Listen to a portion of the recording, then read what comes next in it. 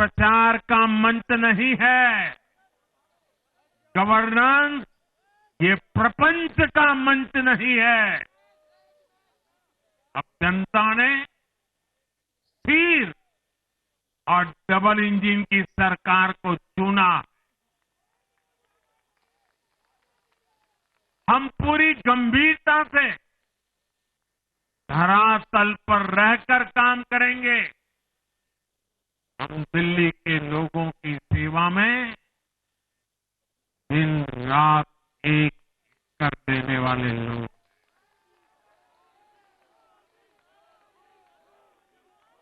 साथियों, पूरा देश जानता है कि जहां एनडीए है वहां सुशासन है, विकास है, विश्वास है।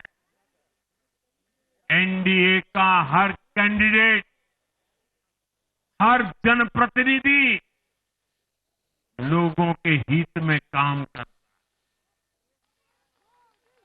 देश में एनडीए को जहां भी जनादेश मिला है, हमने उस राज्य को विकास की नई ऊंचाई पर पहुंचाया है।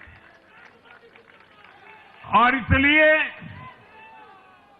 भाजपा को लगातार जीत मिल रही है। लोग हमारी सरकारों को दूसरी बार, तीसरी बार चुन रहे हैं। उत्तराखंड, हरियाणा, उत्तर प्रदेश, एमपी में, गुजरात, गोवा, महाराष्ट्र, बिहार में, असम, अरुणाचल, मणिपुर में, हर राज्य में हमें दोबारा सत्ता मिली है। साथियों, यहां दिल्ली के बगल में यूपी है। एक जमाने में उत्तर प्रदेश की कानून व्यवस्था कितनी बड़ी चुनौती थी और सबसे बड़ा चैलेंज नारी शक्ति के लिए होता था। यूपी में दिमागी बुखार का कहर बरसता था, लेकिन हमने इसका अंत करने के लिए संकल्पबद्ध होकर काम किया।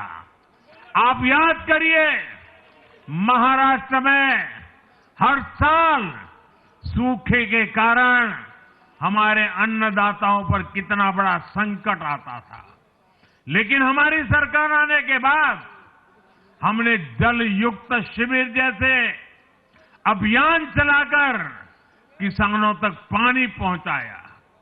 हरियाणा में किसी को बिना खर्ची, बिना पर्ची के सरकारी नौकरी नहीं मिलती थी, लेकिन आज बीजेपी ने वहां सुशासन का नया मॉडल स्थापित कर रही है।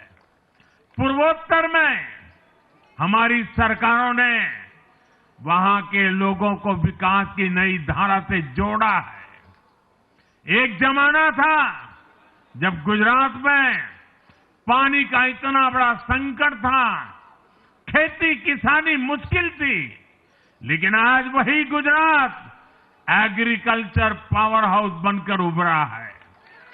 आप याद करिए, नीतीश जी के पहले बिहार किस हालत में था।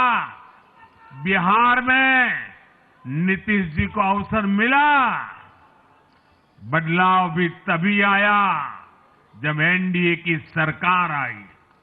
ऐसे ही आंध्र प्रदेश में चंद्रबाबू नायडू गारू ने अपना ट्रैक रिकॉर्ड साबित किया है।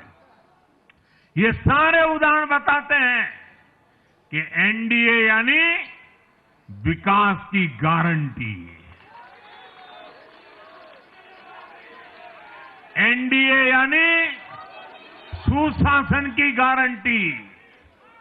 साथियों, सुशासन का लाभ गरीब को भी होता है और मिडिल क्लास को भी होता है।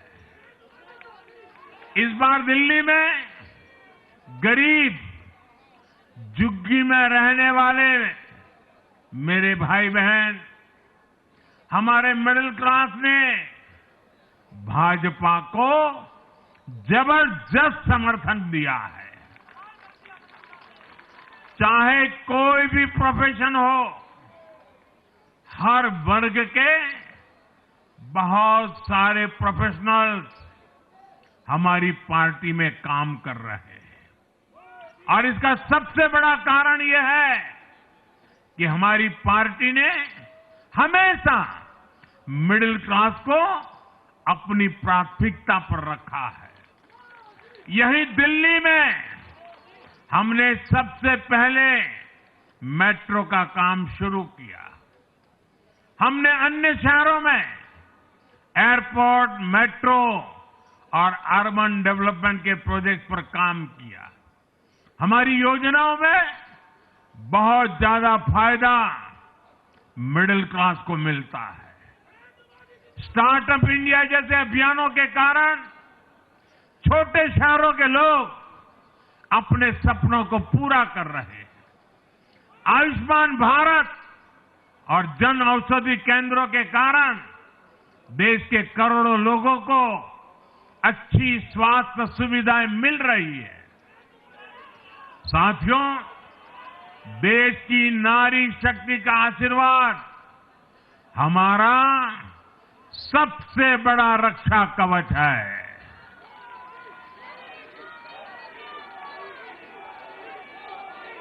और आज एक बार फिर नारी शक्ति ने दिल्ली में मुझे अपना आशीर्वाद दिया है।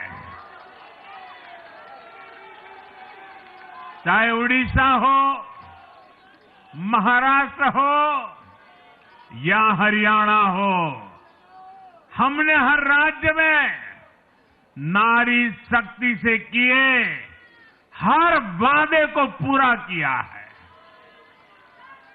आज इन राज्यों में करोड़ों माताओं बहनों को हमारी योजनाओं का लाभ मिल रहा है।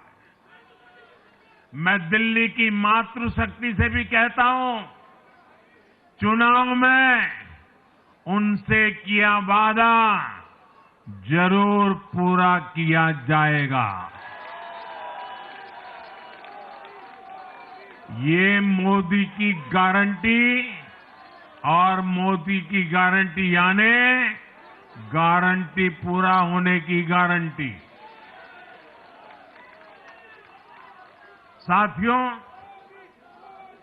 टूटती सड़कें, कूड़े के ढेर, सीवर ओवरफ्लो और प्रदूषित हवा, दिल्ली की जनता इन सब समस्याओं से त्रस्त रही है।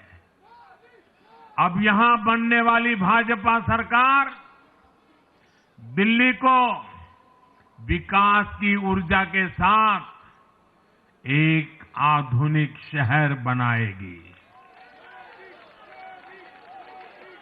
साथियों, पहली बार दिल्ली एनसीआर के हर प्रदेश में बीजेपी का शासन आया है। आजादी के बाद ये पहली बार हुआ है। राजस्थान में, यूपी में, हरियाणा में, ऐसे पड़ोस के हर राज्य में भाजपा की सरकारें हैं। ये बहुत ही सुखद संयोग है। जरा इनको नींद आ रही है, तबीयत खराब है, जरा डॉक्टर देख लीजिए। इस कार्यकर्ता को पानी पिला दीजिए, शायद तबीयत ठीक नहीं है, इनको जरा संभालिए। हाँ,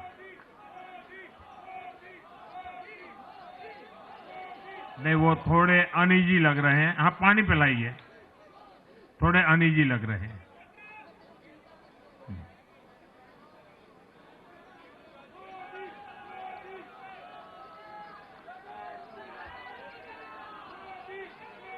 साथियों, इन सभी क्षेत्रों में आजादी के बाद पहली बार एक साथ भाजपा की सरकारें हैं। इस एक संयोग से दिल्ली और पूरे एनसीआर में तरक्की के अनगिनत रास्ते खुलने जा रहे हैं। हमारी कोशिश होगी कि आने वाले समय में इस पूरे क्षेत्र में मोबिलिटी और इंफ्रास्ट्रक्चर पर ढेर सारा काम हो और इस क्षेत्र के नौजवानों को भी तरक्की के नए नए अवसर मिले।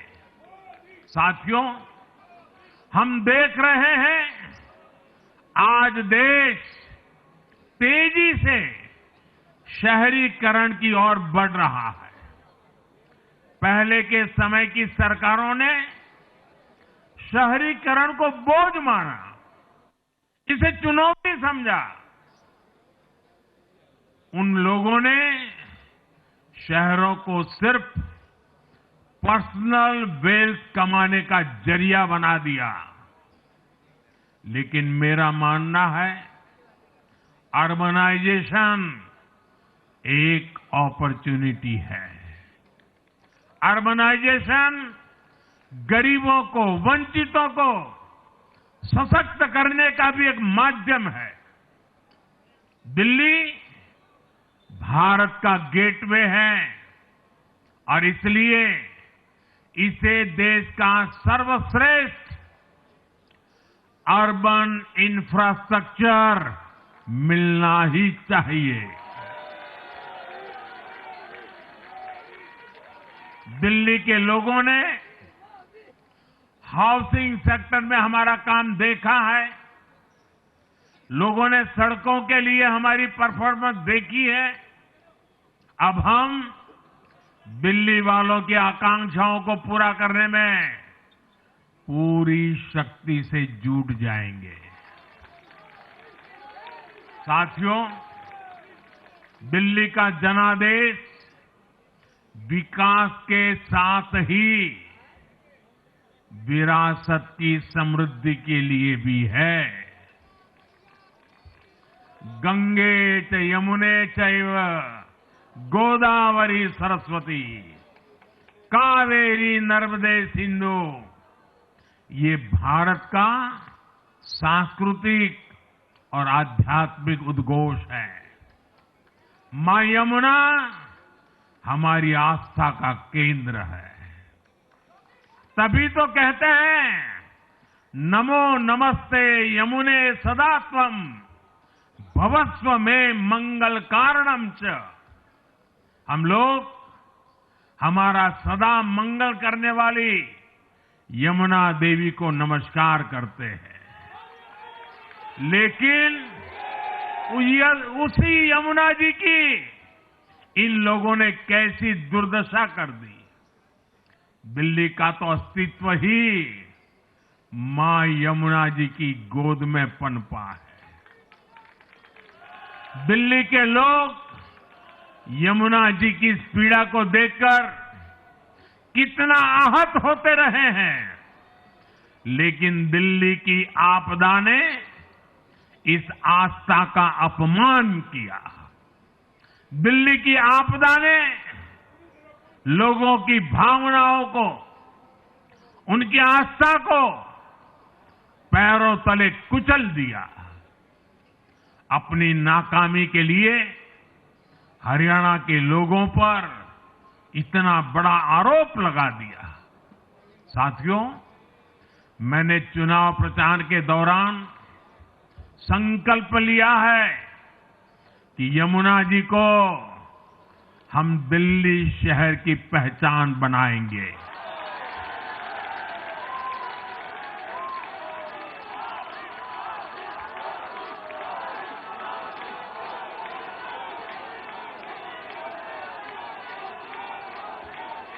मैं जानता हूं ये काम कठिन है। मैं ये भी जानता हूं ये काम बहुत लंबे समय का है। गंगा जी का देखिए, राजीव गांधी के जमाने से वो काम चल रहा है। समय कितना ही क्यों न जाए, शक्ति कितनी ही क्यों न लगे, लेकिन अगर संकल्प मजबूत है तो यमुना जी के आशीर्वाद रहने वाले हैं। हम मां यमुना जी की सेवा के लिए हर प्रयास करेंगे, पूरे सेवा भाव से काम करेंगे। साथियों, ये आपदा वाले ये कहकर राजनीति में आए थे कि हम राजनीति बदल डालेंगे, लेकिन ये कट्टर बेईमान निकले। मैं आज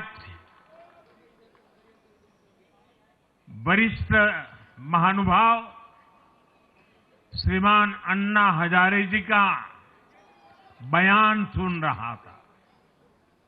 अन्ना हजारे जी काफी समय से इन आपदा वालों के कुकर्मों की पीड़ा झेल रहे थे। आज उन्हें भी उस पीड़ा से मुक्ति मिली होगी।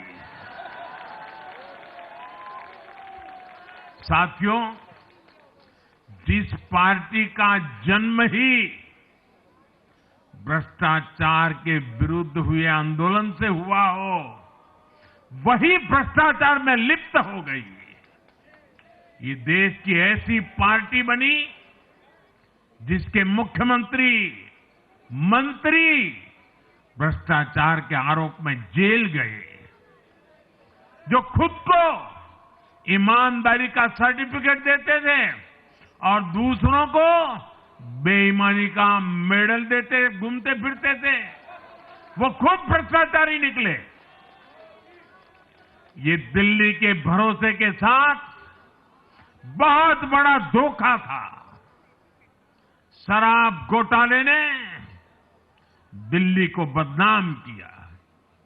स्कूल और अस्पताल में हुए घोटालों ने गरीब से गरीब को परेशान किया, और ऊपर से अहंकार इतना कि जब दुनिया कोरोना से निपट रही थी तो ये आपदा वाले शीश महल बना रहे थे। इन आपदा वालों ने अपने हर घोटाले को छिपाने के लिए रोज नई नई साजिशें रची, लेकिन अब दिल्ली का जनादेश आ चुका है। मैं गारंटी दे रहा हूं, पहले विधानसभा सत्र में ही सीएजी की रिपोर्ट सदन में रखी जाएगी।